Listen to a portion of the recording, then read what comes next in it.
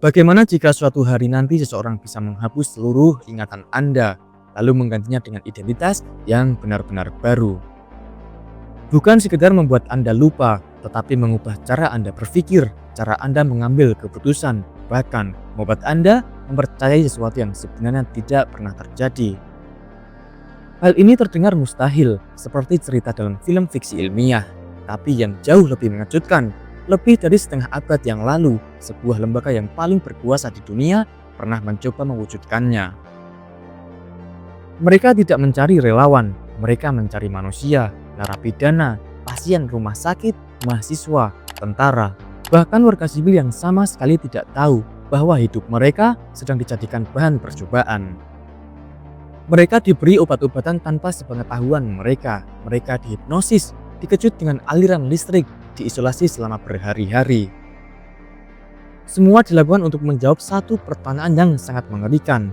Bisakah pikiran manusia dikendalikan sepenuhnya? Jawaban atas pertanyaan itu melahirkan salah satu proyek paling rahasia dalam sejarah manusia.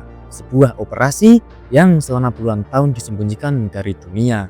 Dan ketika sebagian dokumennya akhirnya terbongkar, publik menyadari bahwa kenyataannya jauh lebih mengerikan daripada teori konspirasi manapun.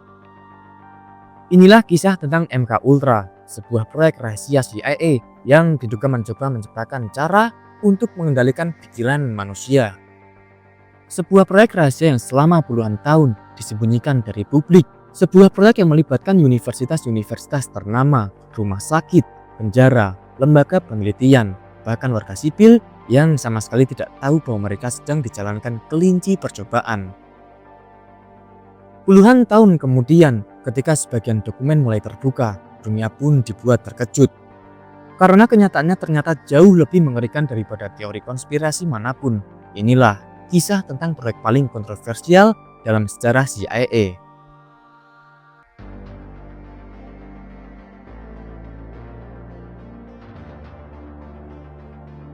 Tahun 1945, Perang Dunia II akhirnya berakhir. Namun perdamaian ternyata hanya berlangsung sesaat. Musuh baru segera muncul. Amerika Serikat dan Uni Soviet, dua negara adidaya itu tidak saling lagi menembakkan peluru. Mereka memilih medan perang yang jauh lebih berbahaya. Perang ideologi, perang intelijen, perang psikologi, dan perang dingin. Seluruh dunia terbagi menjadi dua kubu, yaitu kapitalisme dan komunisme. Yang dipertaruhkan bukan lagi sekedar wilayah, tetapi pikiran manusia. Siapa yang mampu menguasai cara berpikir masyarakat, dialah yang akan memenangkan masa depan. Pada masa inilah muncul ketakutan terbesar pemerintah Amerika, yaitu bagaimana jika musuh menemukan cara untuk mengendalikan pikiran manusia. 10 April 1953, Direktur CIA saat itu, Allen Dulles, berdiri di depan para alumni Universitas Princeton. Pidatonya terdengar seperti peringatan. Ia mengatakan bahwa Amerika sedang menghadapi bentuk perang yang benar-benar baru. Bukan perang senjata, melainkan perang otak. Beberapa hari sebelumnya surat kabar melaporkan sesuatu yang menggemparkan. Sejumlah tawanan perang Amerika yang baru kembali dari perang Korea menunjukkan perilaku yang aneh. Mereka tidak ingin pulang, mereka justru memuji komunisme dan bahkan mengecam negaranya sendiri. Lalu banyak orang bertanya, bagaimana mungkin seorang tentara Amerika bisa berubah sedrastis itu? Apakah mereka disiksa, dicuci otaknya, apakah dihipnosis, atau apakah ada teknologi baru yang belum diketahui dunia? Pertanyaan itu memenuhi ruang rapat CIA, dan ketakutan itulah yang melahirkan salah satu proyek paling gelap dalam sejarah Amerika. Hanya 3 hari setelah pidato tersebut, 13 April 1953, Allen Dulles menandatangani sebuah dokumen rahasia. Nama proyek itu adalah MK Ultra. Secara resmi, program ini bertujuan mencari cara melindungi agen Amerika apabila suatu saat nanti mereka ditangkap musuh. Tetapi tujuan resmi hanyalah permukaan. Di balik pintu-pintu tertutup, ambisi yang jauh lebih besar mulai tumbuh. CIA tidak lagi sekedar ingin mengetahui bagaimana musuh mengendalikan pikiran. Mereka ingin menjadi pihak pertama yang mampu melakukannya.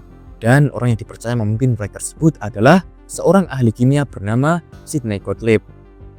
Pria yang kemudian dijuluki banyak peneliti sebagai The Black Source of the CIA atau penyihir hitam CIA. Gottlieb bukan ilmuwan biasa, Ia sangat cerdas, pendiam, namun obsesinya jauh melampaui ilmu pengetahuan. Ia percaya identitas manusia bisa dihancurkan. Jika pikiran lama berhasil dihapus, maka pikiran baru bisa ditanamkan. Dengan kata lain, seseorang bisa diprogram ulang seperti komputer. Lalu untuk mencapai tujuan itu, CIA membangun jaringan penelitian yang luar biasa besar. Lebih dari 150 subproyek melibatkan sekitar 80 institusi seperti universitas, rumah sakit, penjara, dan perusahaan farmasi. Bahkan banyak peneliti yang tidak pernah tahu bahwa penelitian mereka sebenarnya dibiayai oleh CIA. Semua bergerak menuju satu tujuan, yaitu menguasai pikiran manusia. Yang membuat cerita ini semakin mengerikan, MK Ultra tidak benar-benar dimulai pada tahun 1953. Akarnya bahkan jauh lebih tua. Sesudah Perang Dunia II selesai, Amerika menjalankan sebuah operasi rahasia bernama Operation Paperclip. Melalui operasi ini, ratusan ilmuwan Jerman direkrut ke Amerika, termasuk beberapa yang sebelumnya bekerja untuk rezim Nazi. Sebagian di antara mereka memiliki pengalaman dalam eksperimen manusia, seperti penyiksaan, hipnosis, dan teknik interogasi ekstrim. Alih-alih diadili, pengetahuan mereka justru dimanfaatkan. CIA percaya musuh mungkin sudah lebih dahulu memahami cara kerja pikiran manusia, lalu mereka tidak ingin tertinggal. Dari sinilah lahir proyek-proyek awal seperti Project Bluebird dan Project Artichoke. Program-program tersebut menjadi fondasi yang akhirnya berkembang menjadi MK Ultra. Di tengah berbagai eksperimen, CIA menemukan suatu zat yang dianggap sangat menjanjikan, namanya LSD. Sebuah obat halusinogen yang baru ditemukan beberapa tahun sebelumnya. Ketika seseorang mengonsumsinya, realitas berubah, persepsi berubah, emosi berubah, bahkan identitas diri pun dapat terasa menghilang. Bagi Gottlieb, ini bukan sekedar narkotika. Ini mungkin adalah kunci untuk membuka pikiran manusia. CIA kemudian mengambil langkah yang luar biasa. Mereka membeli hampir seluruh persediaan LSD yang tersedia di dunia saat itu. Nilainya mencapai sekitar $240.000 atau sekitar 4 miliar 315 juta pada kurs sekarang, jumlah yang sangat besar pada era 1950-an. Lalu seluruh stok itu dibawa ke Amerika, lalu diam-diam didistribusikan ke berbagai universitas, rumah sakit, laboratorium, dan penjara. Dengan kedok penelitian ilmiah, banyak peneliti percaya mereka sedang melakukan eksperimen medis biasa, padahal mereka sedang menjadi bagian dari operasi intelijen paling rahasia di dunia. LSD mulai diberikan kepada berbagai kelompok, seperti mahasiswa, pasien rumah sakit, tentara, narapidana, bahkan masyarakat umum. Sebagian diberitahu, sebagian lagi tidak pernah tahu apa yang masuk ke dalam tubuh mereka. CIA ingin mengetahui segalanya, berapa lama efeknya muncul, bagaimana seseorang bereaksi, apakah mereka menjadi lebih jujur, lebih mudah dipengaruhi, lebih patuh, atau justru kehilangan kendali sepenuhnya. Namun hasilnya tidak sesuai harapan. LSD memang mampu mengubah kesadaran, tetapi reaksinya terlalu tidak bisa diprediksi. Ada yang tertawa, sebagian ada yang menangis, ada yang ketakutan, sebagian lagi mengalami gangguan mental permanen. Namun bukannya menghentikan proyek, CIA justru memperluas eksperimennya karena mereka yakin di suatu tempat masih ada metode yang benar-benar mampu mengendalikan pikiran manusia. Tetapi semua eksperimen itu ternyata hanyalah permukaan. Tahap berikutnya ternyata jauh lebih gelap. CIA mulai mencari manusia-manusia yang dianggap bisa dikorbankan, seperti narapidana, pasien gangguan jiwa, pecandu narkoba, mahasiswa, bahkan warga sipil yang sama sekali tidak tahu bahwa mereka sedang dijadikan kelinci percobaan. Di balik pintu rumah sakit, di balik jeruji penjara, dan di balik kamar-kamar hotel yang tampak biasa, CIA mulai melakukan eksperimen yang bahkan melampaui batas kemanusiaan. Dan salah satu operasi paling mengerikan baru saja dimulai.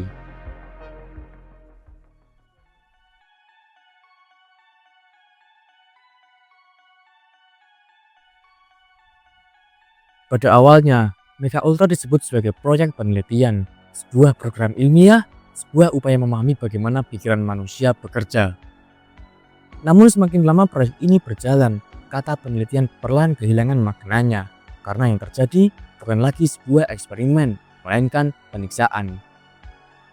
Bukan terhadap musuh, tetapi terhadap manusia yang bahkan tidak tahu bahwa hidup mereka sedang dijadikan bahan uji coba. Lalu disinilah MK Ultra memasuki babak paling gelap.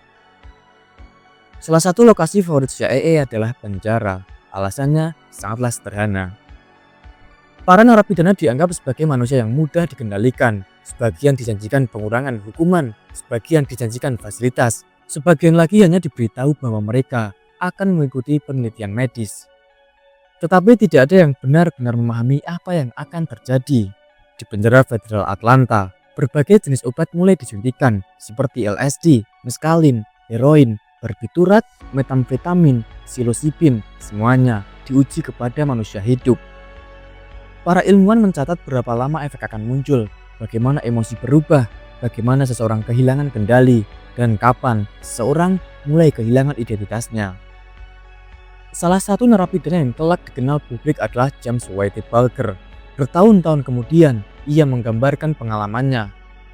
Ruangan terasa berubah bentuk, dinding seperti berdarah, manusia berubah menjadi tengkorak, kamera terlihat seperti kepala anjing. Ia mengatakan bahwa dirinya benar-benar percaya telah menjadi gila. Yang lebih mengerikan, bukan hanya rasa takut, tetapi fakta bahwa semua penderitaan itu dicatat seperti angka statistik. Bagi CIA, mereka bukan lagi manusia, mereka hanyalah data. Tidak hanya sebuah penjara, rumah sakit jiwa pun menjadi sasaran. Pasien yang datang mencari kesembuhan justru dijadikan sebagai objek penelitian. Seperti di Michigan, Kentucky, California. Berbagai rumah sakit menerima dana penelitian tanpa mengetahui siapa pemberi dana sebenarnya. Pasien diberikan LSD, lalu diwawancarai, dicatat setiap perubahan perilakunya. Banyak yang percaya mereka sedang menjalani terapi, padahal mereka sedang dipelajari seperti hewan laboratorium. Sebagian kehilangan ingatan, sebagian mengalami trauma permanen, sebagian lagi tidak pernah kembali menjadi pribadi yang sama. CIA mulai menyadari satu hal, bahwa obat saja tidak cukup. Jika ingin menghancurkan identitas seseorang, mereka membutuhkan metode yang jauh lebih ekstrim. Lalu lahirlah salah satu operasi paling kontroversial dalam sejarah CIA, namanya Operation Midnight Climax. Sekilas terdengar seperti judul film, namun kenyataannya jauh lebih mengerikan. CIA menyewa pekerja seks, tugas mereka sederhana, mengajak pria hidung belang tidak menaruh curiga menuju sebuah apartemen. Di sana, korban diberi minuman yang telah dicampur LSD. Mereka tidak tahu, tidak pernah memberi persetujuan, dan tidak pernah sadar bahwa mereka sedang dijadikan sebuah eksperimen. Di balik dinding apartemen terdapat cermin dua arah. Agen-agen CIA duduk sambil mengamati. Mereka tertawa, merokok, minum. Sementara di balik kaca, seorang manusia perlahan kehilangan kendali atas pikirannya. Semua percakapan direkam, semua reaksi dicatat, setiap perubahan emosi dianalisis. Operasi ini berlangsung bertahun-tahun di San Francisco dan New York. Ironisnya, beberapa agen CIA kemudian mengaku bahwa operasi tersebut terasa seperti pesta. Mereka memiliki izin melakukan apa saja, berbohong, menipu, menggunakan manusia sebagai alat eksperimen, dan tidak ada seorang pun yang mengawasi mereka. Jika Gottlieb adalah arsitek MK Ultra, maka salah satu pelaksana paling terkenal adalah seorang psikiater asal Skotlandia, namanya Donald Ewan Cameron. Ia bekerja di Allen Memorial Institute, Montreal. Secara resmi, ia sedang mencari metode penyembuhan gangguan jiwa. Namun di balik itu, CIA diam-diam mendanai eksperimennya. Tujuannya bukan menyembuhkan, melainkan menghapus kepribadian manusia. Cameron mengembangkan konsep yang disebut sebagai idenya sederhana, namun sangat mengerikan. Jika seseorang diberi obat dalam dosis besar, dibuat koma selama berminggu-minggu, diberi kejut listrik berkali-kali, dan seluruh identitas selamanya dihancurkan, maka pikirannya akan menjadi kosong. Setelah itu barulah identitas baru dapat dimasukkan. Tahap berikutnya disebut sebagai psychic driving. Pasien dipaksa mendengarkan rekaman suara yang diputar ribuan kali. Kalimat yang sama, berulang, siang, pagi, dan malam, dilakukan selama berminggu-minggu. Kadang ketika pasien sadar, kadang saat mereka berada dalam koma, mereka dipaksa mendengar pesan yang sama hingga ribuan kali, bukan untuk terapi, tetapi untuk melihat apakah manusia dapat diprogram ulang. Salah satu korban adalah seorang perawat bernama Esther. Ia datang karena mengalami depresi setelah kehilangan anaknya. Ia berharap mendapat pertolongan, namun justru dijadikan sebagai subjek eksperimen. Selama hampir 1 bulan, ia dibuat koma akibat obat-obatan. Berat badannya turun drastis, lalu ketika sadar, ia tidak mampu berbicara, sulit menelan, sulit berdiri. Bahkan setelah pulang, keluarganya mengatakan Esther bukan lagi orang yang sama. Kepribadiannya berubah, ingatannya hilang, hubungan dengan anak-anaknya rusak selamanya. Korban lain mengalami nasib serupa. Ada yang kehilangan memori, ada yang tidak lagi mengenali keluarganya sendiri, ada yang mengalami kerusakan otak permanen. Semuanya bermula dari satu alasan. Mereka percaya dokter sedang membantu mereka, padahal mereka sedang digunakan sebagai objek penelitian. Namun tidak semua korban adalah warga sipil. Salah satu korban paling terkenal adalah Frank Olson. Ia sendiri merupakan ilmuwan yang bekerja dalam proyek rahasia pemerintah. Pada November 1953, Olson menghadiri sebuah pertemuan internal CIA. Tanpa sepengetahuannya, minumannya telah dicampur LSD. Beberapa hari kemudian, kepribadiannya berubah drastis. Ia menjadi paranoid, depresi, takut, tidak mampu berpikir jernih. CIA membawanya ke New York untuk menjalani evaluasi. Namun pada malam 28 November, Frank Olson jatuh dari jendela lantai 10 sebuah hotel. Ia meninggal seketika. Selama puluhan tahun, CIA mengatakan Olson bunuh diri. Tetapi bertahun-tahun kemudian, pemeriksaan forensik menemukan adanya luka benturan di kepala yang diduga terjadi sebelum ia jatuh. Temuan itu memunculkan dugaan mengerikan. Apakah Frank Olson benar-benar melompat atau justru didorong agar rahasia MK Ultra tetap terkubur? Hingga hari ini, pertanyaan itu belum pernah benar-benar terjawab.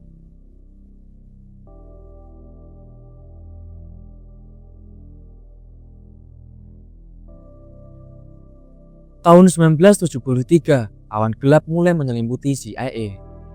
Penyelidikan terhadap berbagai operasi rahasia semakin meluas. Sidney Gottlieb menyadari jika dokumen MK Ultra ditemukan, skandalnya akan menghancurkan CIA.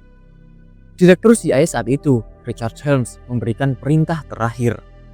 Hampir seluruh dokumen MK Ultra harus dimusnahkan, ribuan berkas dibakar, dihancurkan, dilenyapkan, seolah proyek itu tidak pernah ada.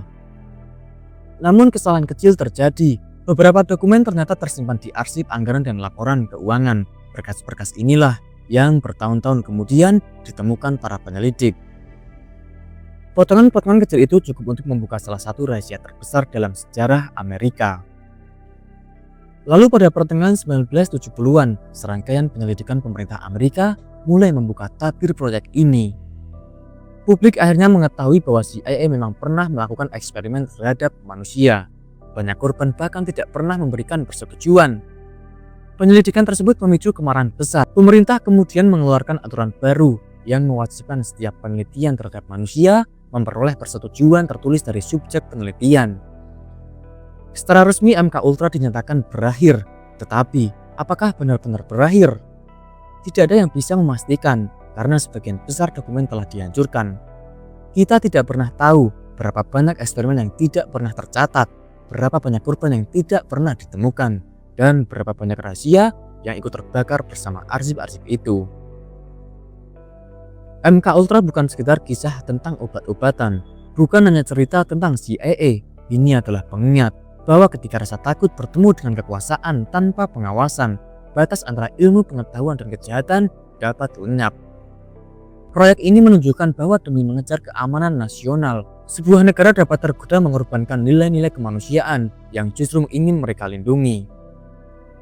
Puluhan tahun telah berlalu, banyak pelakunya telah meninggal, sebagian korban tidak pernah mendapatkan keadilan, dan sebagian dokumen mungkin akan tetap menjadi rahasia selamanya. Namun satu pertanyaan masih menggantung hingga hari ini. Jika sebuah proyek sebesar MK Ultra pernah berhasil disembunyikan selama puluhan tahun, adakah proyek lain yang saat ini sedang berjalan tetapi dunia belum mengetahuinya? Karena sejarah telah membuktikan rahasia terbesar seringkali baru terungkap ketika semuanya sudah terlambat.